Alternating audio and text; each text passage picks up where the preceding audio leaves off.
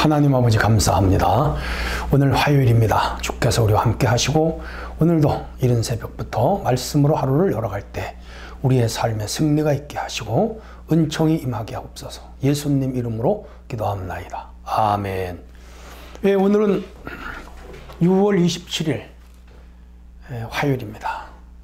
사도행전 4장 13절로 22절 읽습니다. 그들이 베드로와 요한이 담대하게 말함을 보고 그들을 본래 학문 없는 범인으로 알았다가 이상히 여기며 또 전에 예수와 함께 있던 줄도 알고 또 병 나은 사람이 그들과 함께 서 있는 것을 보고 비난할 말이 없는지라. 명하여 공회에서 나가라 하고 서로 의논하여 이르되 이 사람들을 어떻게 할까? 그들로 말미암아 유명한 표적이 나타난 것이 예루살렘에 사는 모든 사람에게 알려졌으니 우리도 부인할 수 없는지라. 이것이 민간에도 퍼지지 못하게 그들을 위협하여 이후로는 이 이름으로 아무에게도 말하지 말하게 하자 하고 그들을 불러 경고하여 도무지 예수의 이름으로 말하지도 말고 가르치지도 말라 하니 베드로와 요한이 대답하이르되 하나님 앞에서 너희 말을 듣는 것이 하나님의 말씀을 듣는 것보다 옳은가 판단하라. 우리는 보고 들은 것을 말하지 아니할 수 없다 하니 관리들이 백성 때문에 그들을 어떻게 처벌할지 방법을 찾지 못하고 다시 위협하여 놓아주었으니 이는 모든 사람이 그 돈이를 보고 하나님께 영광을 돌림이라. 이 표적으로 병 나은 사람이 40여 세나 되었더라. 아멘. 이 사건의 발단은 그 3장 1절에서부터 베드로와 요한이 구시 기도 시간에 성전에 기도하러 가다가 그 성전 미문에 나면서부터 하반신을 못 쓰는 장애우가 있었는데 그 사람은 거기서 국어를 해먹고 사는 불쌍한 처지에 동정받을 사람이죠.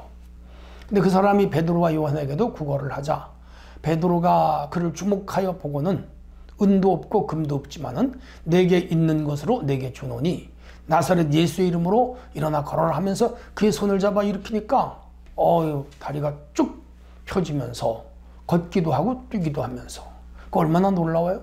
평생 걷지 못했는데 성전 안에 들어가면서 막 찬송을 부르고 베드로 요한도 깜짝 놀랐죠. 그 광경을 지켜보던 많은 사람들도 놀랍죠. 뭐 안이 벙벙했다고 할까요? 벌린 입이 다물어질 수가 없죠. 다 하나님을 찬송하고 박수치고 그랬죠. 우리 같으면 안 그렇겠어요? 우리도 그렇죠. 그런 사건이 내 눈앞에서 일어났다면. 자, 그렇게 해서 그들에게 막 또 베드로가 예수님의 부활에 대하여 예수님의 그 기적에 대하여 막 외치는 많은 사람이 주님께로 돌아온 5,000명 정도가 예수를 믿고 돌아온 거예요. 자, 그러자 이제 예수님을 죽인 무리들 있죠.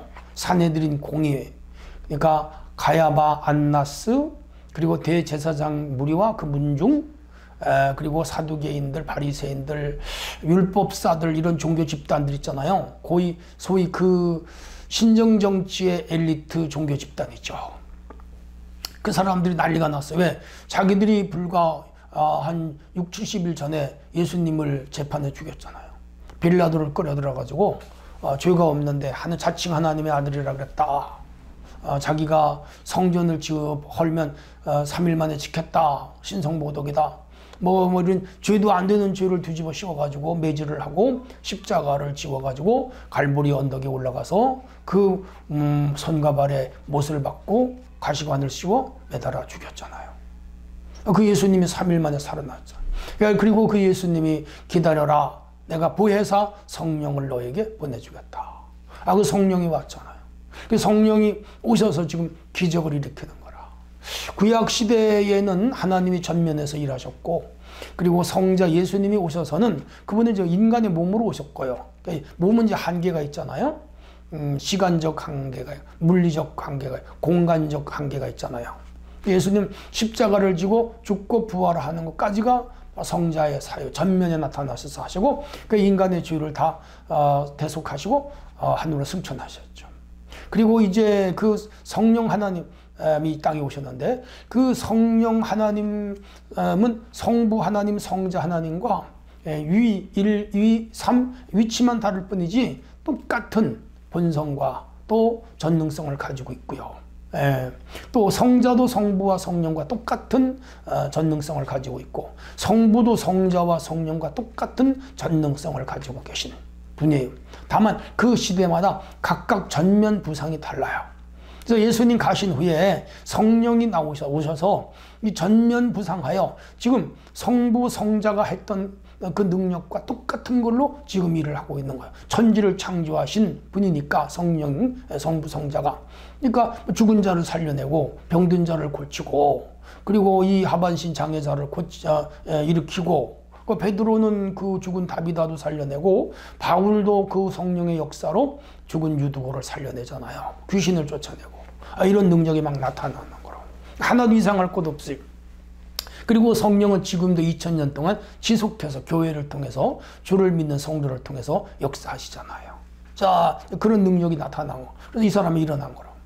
그러니까 이제 그 공회가 모였단 말이에요. 공회가. 사내들인 공회는 서슬퍼런 70명, 71명 혹은 70명으로 구성된 당시 종교 최고의회, 입법사법행정의 집단 최고의회예요.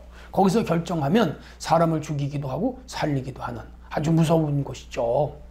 그 수녀들이 다 모였어. 그래서 베드로를 신문하는 거예요. 전날 이제 감옥에 가뒀다 풀어내가 아침에 신문을 하는 거예요. 무슨 권세로 이렇게 하느냐 그랬더니 베드로가 거침없이 예수님을 증거하는 거예요. 그 증거의 핵심은 당신들이 하나님의 아들 예수를 죽였다. 그분이 메시아다. 근데 그분이 3일 만에 살아나셨다. 그리고 그분이 우리에게 성령을 보내주셨다. 그리고 오늘 우리가 하는 이 일은 성령의 역사이다. 그는 분명히 부활하셨으며 그를 믿어야 구원을 받고 천하에 구원받을 이름을 주신 적이 없다. 이렇게 전하니까 이 사람들이 학문이 없는 범인으로 이 베드로를 알았어요. 베드로는 원래 랍비 학교를 나온 사람이 아니에요. 랍비 학교를 안 나왔기 때문에 논리적인 그 언어 구사 능력 이런 것이 좀 대체는 떨어지고 그리고 기법, 합법, 수사학적 기법 이런 거 뭐 모르죠. 근데 성령이 함께 하니까 뭐예요? 지식의 은사, 지혜의 은사, 가르치는 은사가 나타난 거라 대포처럼 막 쏴거든. 그들에게 막 입을 열어서 막 일사천리로 힘있게 설교하니까 이상하네. 저 사람 원래 갈릴리 사람이고 어부 출신이고 공부도 안 한 사람이고 랍비 학교 가본 적도 없는 사람인데 어떻게 저렇게 말을 하지? 어떻게 저렇게 말을 하지? 하면서 이상히 여겼어요.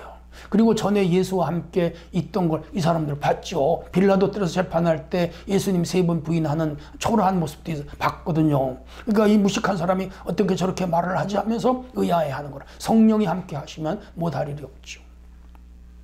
14절에 병 나은 사람들이 그들과 함께 서 있는 걸 보고 비난할 말이 없어. 지금 그 사람이 40살 먹었잖아요. 여기 22절에 보면. 그리고 그 성전 미문에 앉아서 구걸하는 거 거기 가야바도 보고 안나스도 보고 알렉산더도 보고 요한도 보고 거기 대제사장이 문중이 다 봤어요. 서로 아는 사이요. 근데 그 사람이 뻘떡 일어나서 지금 베드로 옆에 서 있는 거라. 그러니까 그 일어났는데 할 말이 없잖아. 표적이 일어났잖아. 이 정도쯤 되면 어떻게 해야 돼요? 대제사, 그 종교인들이잖아. 하나님 믿는 자들이잖아요. 하나님의 이름으로, 하나님의 능력으로 이 병자가 일어났으면 다른 사람 데려와야지. 그런 사람, 눈먼 사람, 말 못하는 사람, 귀 먹은 사람, 다리 장애를 가진 사람, 뭐 별별 병자가 다 있을 거 아니에요. 그런 사람 예수님께, 아니 베드로에게 데려와서 이 사람들 좀 고쳐주라. 이 사람들 좀 고쳐주라. 그래야 맞은 거 아니에요? 참 종교인이라면. 근데 이게 가짜들이잖아요. 그들 집단과 그들 마음속에는 성령이 계시지 않고 뭐가 있죠? 사탄 마귀가 있는 거라. 예수님은 이 집단을 살아계실 때 너희 아비는 바알세불이라. 너희는 조상은 마귀라 그랬잖아요. 네. 뭐 마귀는 다른 게 아니에요. 마귀가 좋아하는 일을 하면 마귀예요. 마귀의 자손이에요. 그리고는 명하여 공회에서 나가라. 뭐 내쫓는 것밖에는 그들이 할 말이 없어. 왜? 지금 그 다리 못 쓰는 자가 일어나 앉았는데. 그리고는 16절에 이 사람은 어떻게 할까? 유명한 표적이 나타난 것과 예루살렘 사람들이 이걸 다 알고 있는데 우리도 부정할 수 없지 않느냐. 그들이 지금 아주 궁지에 몰렸죠.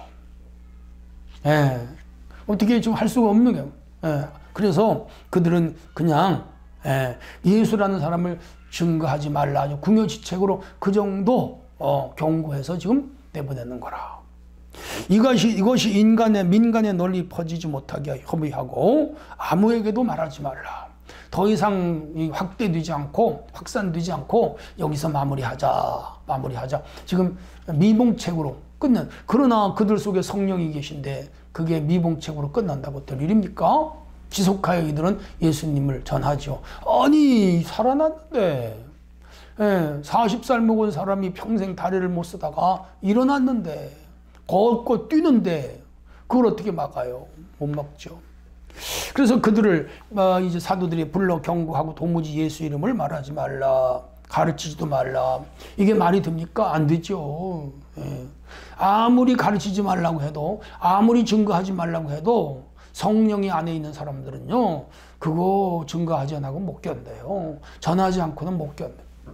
여러분, 중요한 것은 우리 속에 성령이 계시면 다른 사람이 전도하지 말라 그래도 전도하고, 다른 사람이 전도지 돌리지 말라 그래도 전도지 돌려요.